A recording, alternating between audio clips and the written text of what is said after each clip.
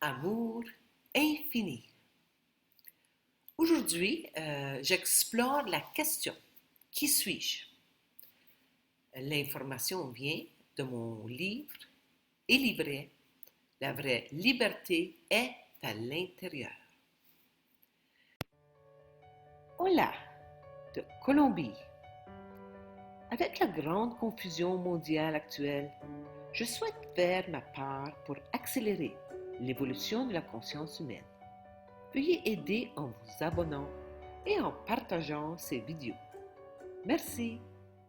Cette question extrêmement importante me tracasse depuis toujours. Je me souviens très clairement un moment où je n'aurais pu avoir plus que 10 ans en me demandant qu'est-ce que la vie? Pourquoi suis-je ici? Quel est le but de toutes ces souffrances si à la fin je meurs? Toutes les religions et spiritualités ont répondu à cette question de qui suis-je à leur manière. Certains disent que nous sommes des pécheurs contrôlés par un créateur extérieur illimité. D'autres nous décrivent comme des co-créateurs, générant une infime partie de l'univers dans lequel nous vivons. La physique quantique nous a envoyés dans une direction complètement nouvelle, affirmant que le temps et l'espace existent en une seule unité, où tout se passe au même moment. Si la physique quantique a raison, je ne suis ni la créature d'un créateur extérieur, ni la victime d'un environnement changeant. Je crée tout à mon image et à ma ressemblance. Je suis amour infini, créatrice illimitée. Maintenant que je comprends qui je suis, une autre question surgit. Si je suis vraiment l'amour infini, pourquoi me suis-je incarné dans cet enfer, sur terre? Et pourquoi ai-je oublié qui je suis? L'amour infini.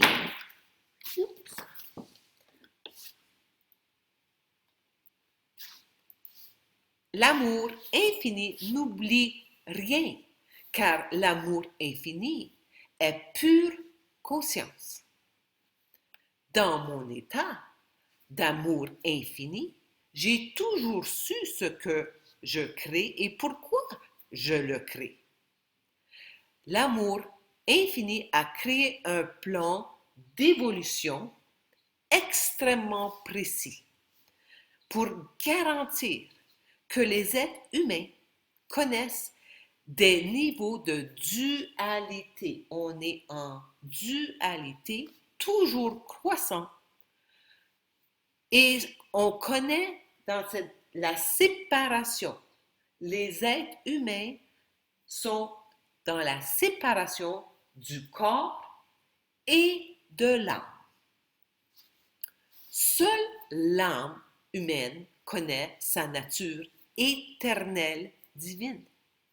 Mon corps, inconscient et mortel, n'est pas conscient de son origine, de sa puissance et de son but. Comme une voiture sans conducteur, mon corps devient un robot télécommandé, guidé par des programmes génétiques et environnementaux. Le corps humain doit aller au bout de cette route très douloureuse, celle de l'animal intelligent. Ce n'est que lorsque le corps atteint le niveau de souffrance le plus ridicule et le plus absurde qu'il crie « J'en ai assez de cette absurdité ». Dans cette conscience de mouton noir, les personnes sentent de plus en plus se révoltent et crient « Je n'en peux plus ». À l'heure actuelle, avec le coronavirus et le grand reset, de plus en plus d'humains arriveront à ce point de non-retour et crieront à haute voix « J'en ai assez de ce non-sens. Je dois sortir de cet enfer sur terre, peu importe ce qui m'arrive. » À ce point limite, le corps cherche et retrouve son âme. Ici, le corps touche l'âme de temps en temps. C'est pourquoi il sent à ce niveau de conscience quelque chose ne va pas. Alors, il cherche ici et retrouve son âme longtemps oubliée. Et maintenant, le corps peut prendre la décision ultime de s'unir, de faire l'union de l'âme et le corps. Mon âme s'incarne dans un corps humain inconscient. Et finalement, quand le corps se réveille, je peux commencer la transformation de mon corps. La transformation de mon corps par une vie quotidienne d'action consciente. Après faire la décision de le faire. Aujourd'hui, j'observe la perfection de l'univers. Je suis consciente de la synchronicité des événements qui se déroulent. Si mon ego prend le contrôle de mon corps, ce qu'il essaie de faire encore et encore, j'ai la compréhension mentale de ce qui m'arrive à ce moment-là et je laisse passer le moment. Je redonne alors le contrôle de mon âme, le contrôle du volant de mon véhicule corporel à mon âme. Nous sommes tous des êtres spirituels ayant une expérience humaine, individualisée, temporaire, et je crée chaque détail de mon expérience de vie. Chaque être humain a reçu le libre arbitre et avec ce libre arbitre, j'ai la liberté de faire des choix. Presque tous les choix que je fais me maintiennent dans la séparation et m'empêchent de faire contact avec mon âme. L'inconscient m'a créé une vie gouvernée par l'ego, ce qui a créé la séparation entre mon corps et mon âme. La plus grande leçon de ce cheminement est de reconnaître mon identité véritable d'une âme individualisée et éternelle dans un corps physique. Tout est énergie. Ce sont toutes des vibrations à une variété de fréquences. Plus la vibration est élevée, rapide, plus elle est proche de l'énergie de l'esprit. Les énergies de pensée positive se rapprochent de l'ultime vibration énergétique, le niveau de l'esprit. Les émotions et les pensées négatives, telles que la peur et la haine, sont à l'opposé de l'énergie de l'esprit. Ils rendent le corps physique plus faible et malade. Ici, le corps est malade, il est en désharmonie. Exprimer la vérité crée une forte réponse physique, positive, parce que la vérité est de l'esprit. Et ici, le corps est en bonne santé parce qu'il est en harmonie. L'énergie de pensée la plus élevée, la plus rapide, qui nous rendra toujours forts et en bonne santé, est la vibration de l'amour infini. Cet amour n'a pas de règles. Il ne veut pas contrôler et ne punit jamais. L'univers entier est fait d'amour infini. Si je viens de l'amour, je suis amour. J'ai réussi à m'éloigner de ma nature originelle avec chaque acte de jugement, de colère, de honte, de peur, d'anxiété et de violence. Le grand reset dans lequel nous entrons obligera de plus en plus d'individus de prendre la décision et à sortir de l'enfer sur terre vers l'inconnu. L'inconnu fait peur, mais c'est mieux que l'enfer connu sur terre, qui devient de plus en plus infernal de jour en jour.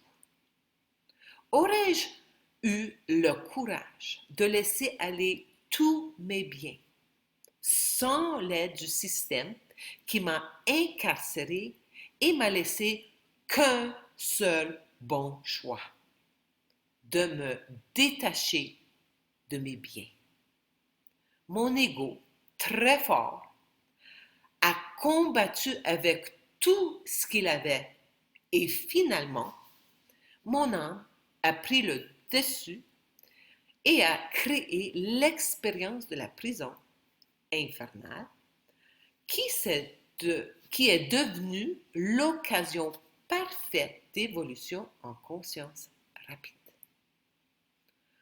On m'a appris à croire que je suis ce que mon ego me dit que je suis. L'ego est le meilleur menteur et un manipulateur incroyable. Mon ego continue de résister à tous mes efforts de l'ignorer, même lorsque je lui dis de s'en aller. L'ego fera tout ce qu'il peut pour survivre et maintenir le statut « je suis quelqu'un ». Mon ego me manipule en me faisant croire que je suis ce que j'accumule. Et le plus que j'accumule, le plus important je suis. Voici la brève explication du titre de mon livre « La vraie vérité est à l'intérieur ». J'étais physiquement en prison, mais c'est là-bas que je me libérais de mon ego. L'ego qui maintient la plupart des esprits emprisonnés pendant toute une vie. Je me reconnectais à mon âme. Et tout cela se passait pendant que j'étais à l'intérieur d'une prison. J'ai commencé lentement à avancer vers la vraie liberté, la liberté qui ne peut jamais m'être enlevée. Je ne suis pas ce que je fais. Je suis une âme individualisée vivant une merveilleuse expérience humaine. Si je sais qui je suis, je peux ignorer ces messages d'ego et considérer les opinions des autres pour ce qu'elles sont, simplement leur opinion. On m'a appris à poursuivre l'approbation et la validation de pratiquement tout le monde en position d'autorité tout au long de la vie. Quand je donne plus de valeur à l'opinion des autres qu'à ma propre auto-évaluation, je me tiens séparé de mon âme. Quand je m'aligne, je commence à m'aligner de plus en plus avec mon âme. Ce qui semblait manquer dans ma vie commence à apparaître. Si mes paroles résonnent avec vous, veuillez me contacter. Amour infini.